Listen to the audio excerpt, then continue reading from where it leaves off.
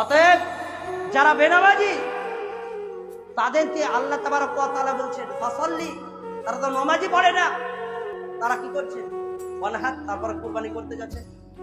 ও তো ফরজ সালাত পড়েনি, ফজরের নামাজই পড়েনি, আপনি ঈদগাহের ময়দানে চলে গেছে। দেখেন, দেখবেন 80% লোক দেখবেন, 80% লোক দেখবেন, 70% লোক দেখবেন কি করে জানেন? ও তো ঈদের নামাজে, ফজরের নামাজে সালাতই আসে না।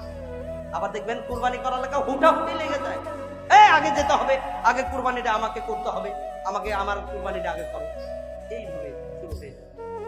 অতএব আমি বলবো, বাপজিরা আমার, ভাই এবং বাপজিরা আমার, আপনারা অন্তত পক্ষে 5 ওয়াক্ত সালাত আদায় করেন।